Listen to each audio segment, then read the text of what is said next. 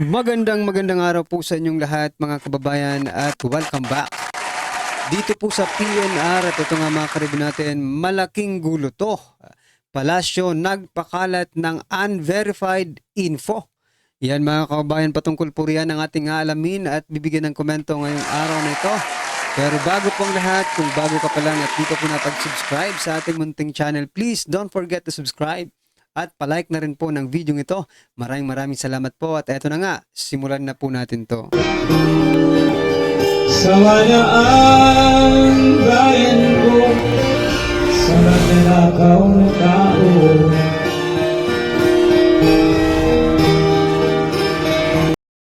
So yan mga kababayan, bago po natin muling i-play ang video ito.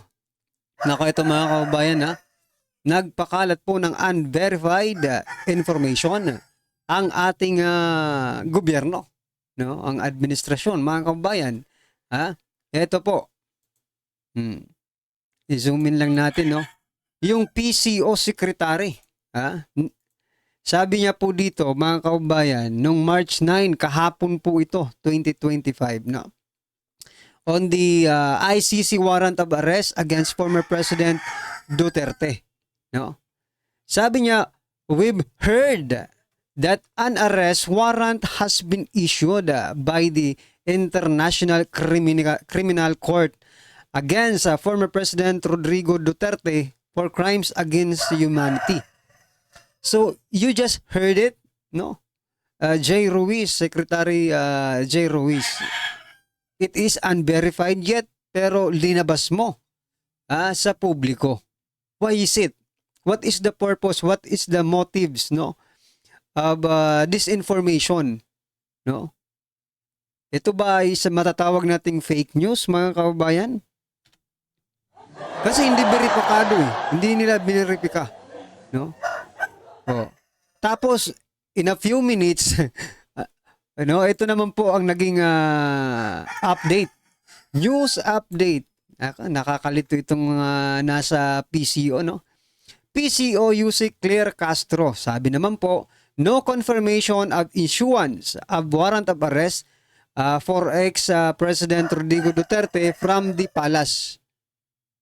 No confirmation daw. Pero itong sekretary nila, no, sinasabi na, sa bagay, nasabi na narinig lang. Pero mga kaubayan, dapat, kung hindi kayo sigurado, wag niyong ibalita. No?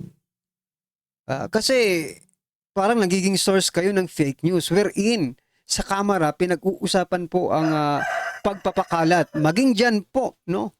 Maging dyan sa palasyo, no?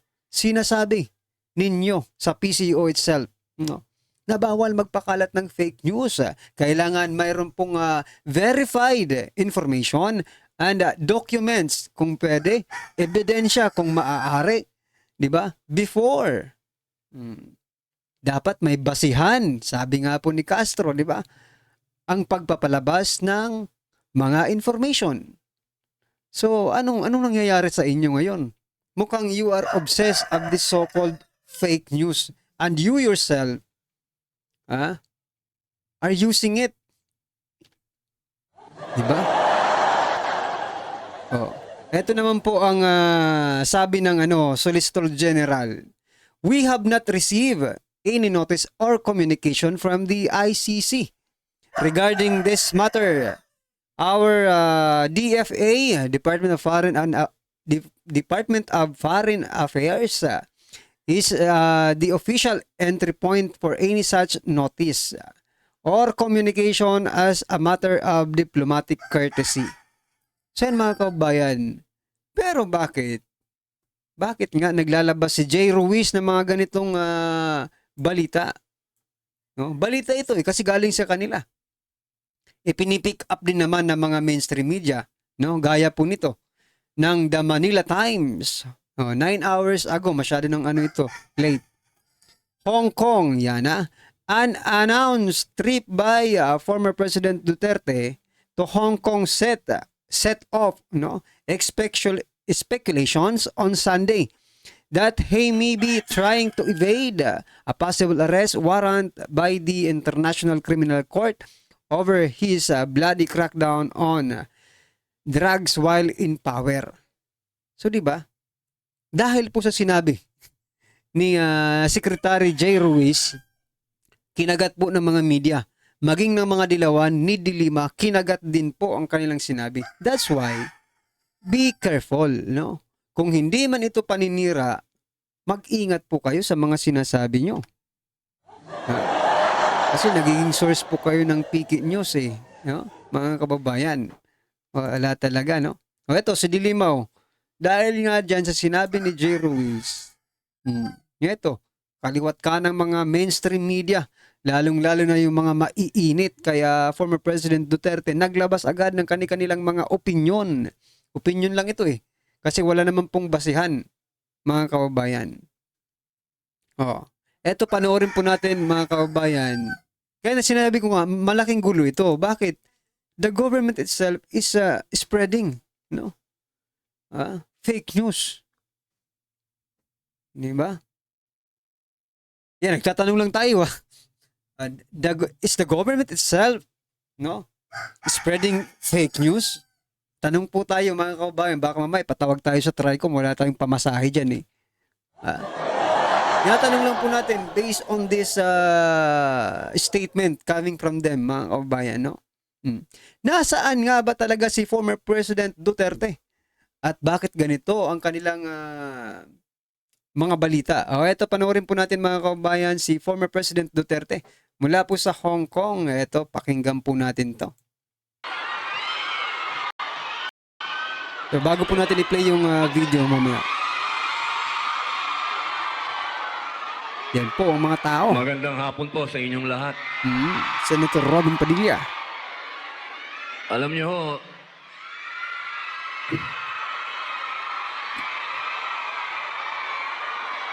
Assalamualaikum. Ako ho ay umaapaw ang kaligayahan sa puso ko. Ito na. Mga mahal kong kababayan, tayo po ay tumayo. Atin pong salubungin ang pinakamagaling na Pangulo ng Pilipinas, Rodrigo Roa Duterte!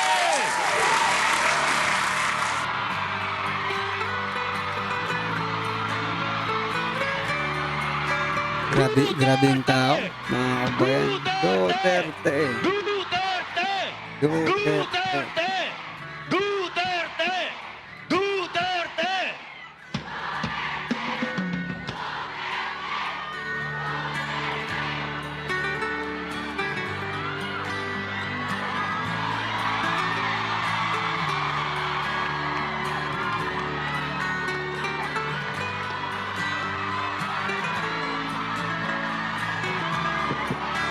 Grabe, daming-dama mo talaga yung tao, no? Mga kababayan.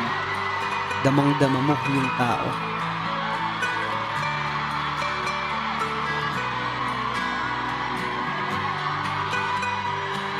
Grabe yung sigaw. Yung madadala ka rin sa sigaw, no? Iba talaga. Iba talaga pag mahal mo. No? Hapon ho sa inyong lahat. Alam niyo, I do not know if you still believe in me.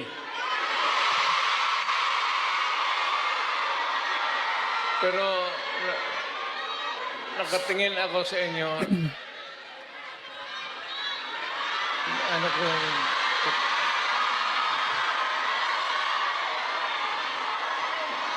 na dapat May mga umiyak na. kita tayo doon Madadala ka sa ating talaga eh. bayan.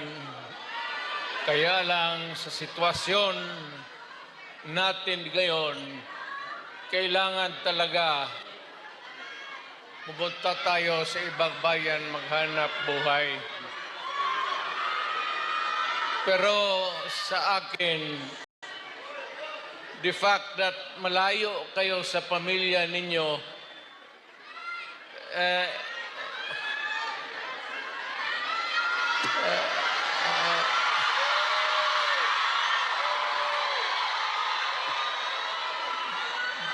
dama ko yung lungkot at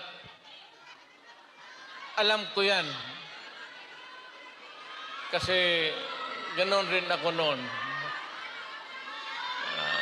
Almost 3 years. Sa labas ako nagtatrabaho.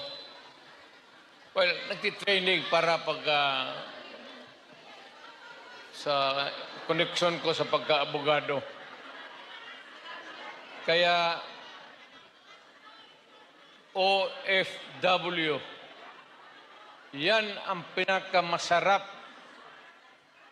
na magkikinig ako. OFW, mabuhay kayong lahat. Mabuhay po kayong lahat, mga At kababayan. ang mundo dapat magpasalamat na merong mga Pilipino na magpunta dito sa kanila, sa ibang bayan, para magtrabaho para sa kanila at para sa atin, makaipon ng pera para sa pamilya natin. Kasi, well, you know, it could take about 7 to 10 years bago mawala itong sitwasyon natin na ganito.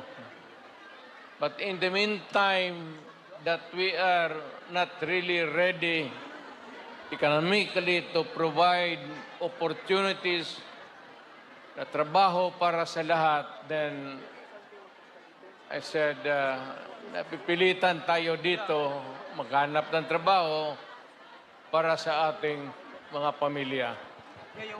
Kaya ako ngayon dito, this is not the first time that I have kaharap ko kayo. Tanggapin na lang natin kung ano ang nasa palad natin at magdasal tayo na yung pagod ninyo ngayon dito ang makinabang ang mga pamilya ninyo at ang mga anak ninyo. Mabuhay kayong OFW. Kaso mga kababayan, no, mukhang yung kita nila, kita from taxes, no, from OFW, yung mga remittance, mga kababayan, remittances, okay? Mukhang napupunta pa yata sa mga maling kamay ng ating gobyerno. Nagagamit pa yata sa hindi tama, no? Yung kanilang mga taxes na ng kanilang mga remittances, mga kababayan. Well, anyway, mga karibin natin, no? What I'm trying to point out here, no? Gusto ko lang balasahin yung sinasabi nila, no, na tumakas daw si former President Duterte at nagtatago dahil sa ICC warrant of arrest, no. So yan, mali po kayo. Nandito po siya, nakikipag-usap sa ating mga kababayan diyan sa Hong Kong. That's why, no, wala po siya diyan sa Pilipinas ngayon, no. So, wala, ewan ko ba sa administrasyong ito, bakit ganyan sila? Nagpakalat agad ng So, hindi naman natin sabihin na sa bagay, ngayon eleksyon, no? Malakas talaga. Ang Duterte. That's why, mga kababayan, no? Lahat ng possible resources na pwede nilang gamitin against di Duterte ay gagawin na nila habang kaya pa nilang gawin, no? Kung may naniniwala pa sa inyo, yun lang ang problema, di ba? So ito mga kababayan, bigyan po natin ng kaunting reaksyon at opinion. Ito naman pong pagsupalpal ni Escudero dito po kay Reza Hontiveros. Ito po mga kababayan, pakinggan po natin at bigyan natin ng kaunting reaksyon. Ito na po. Ito po bang mga steps na tinitake ngayon ng Senate? Is this in response to people who are commenting na ay walang ginagawa, inuupuan lang ng Senate? No. And as I said, kahit anong gawin namin, hanggat walang sesyon, wala namang kaming masisimulan. Whatever we agree on will not be official because whatever vote we take can still change once we resume and or convene. At nais ko lang iwasto yung sinabi ni Senator Risa, narinig ko yung salitang delay. We are not delaying it, excuse me. We are simply proceeding with it legally, constitutionally, and in accordance with law. For us not to follow the law will in fact create more delay or more opportunities for either party to go up, question the proceedings we're undertaking, which will in turn result in more delays. Inilatag na ni Senate President Francis Escudero ang timetable para sa impeachment trial ni Vice President Sara Duterte. Batay sa proposed na calendar, sa pagsisimula ng sesyon sa Hunyo 2 ay ipepresenta na ang articles of impeachment na agad namang susundan ng off-taking ng mga senator judges sa susunod na araw. Ang formal na pagsisimula ng trial ay sa Hulyo 30. Yan po'y pagkatapos na ng ika-4 na State of the Nation address ni Pangulong Ferdinand Bongbong Marcos Jr. Ayon kay Escudero, pangungunahan niya ang pagbabasa ng articles of impeachment sa pagbubukas ng kanilang sesyon at tuluyang pag-aproba sa revised rules of procedure on impeachment trial. Pagkatapos ng off-taking ng mga senador, agad-an niyang ipapadala ang mga panyaya, tatanggapin ng mga pleadings at posibleng sisimulan na ang pre-trial mula Hunyo 4 hanggang Hulyo 25. So yan mga kabayan, masyadong exciting po itong impeachment trial against Vice President Sara Duterte. Aba, pinagbintangan pag dinidelay ni Escudero, no? Yung trial ni Risa Hontiveros. Abay kung ganun pala mga kabayan, meron po tayong senador na hindi alam ang batas, no? Yan ay mismong nanggaling sa it's not directly, no? Na sinabi ni Escudero na wala kang alam sa batas, Risa Hontiveros. But that's what he mean, mga kababayan, na walang alam sa batas itong si Risa Hontiveros sapagkat hindi niya alam yung legal procedure, no? Mahilig talaga sa mga illegal, no? Itong si Risa Hontiveros, mga kababayan. That's why maging ang legal procedure ay gusto niyang gawing illegal, mga kababayan. Nako, masyadong exciting po. Gaya nga po ng sabi ko kanina, masyadong exciting ang impeachment na ito. Is impeachment trial na ito sapagkat mauuna pong magsona muna, no? Maririnig muna natin yung mga yung mga sasabihin ng Pangulo, no? Kung ano man 'yon, ay wag po kayong magpabudol, ha? Kung ano man yung sasabihin, malapit na. Abang-abangan po natin yan at ma-share na po natin dito sa ating munting channel. Kung ano man po yung masasabihin ng ating Pangulo, ay kayo na po ang bahala. Baka magpabudol pa ulit kayo, nasa inyo po yan. Okay? Well, anyway mga karibin natin, ano po ang inyong opinion, reaction patungkol po sa video ito, comment lang po sa baba. Para at least alam po ng ating mga kababayan ang inyong opinion. Maraming salamat po. Please don't forget to like the video mga kababayan. Maraming salamat po.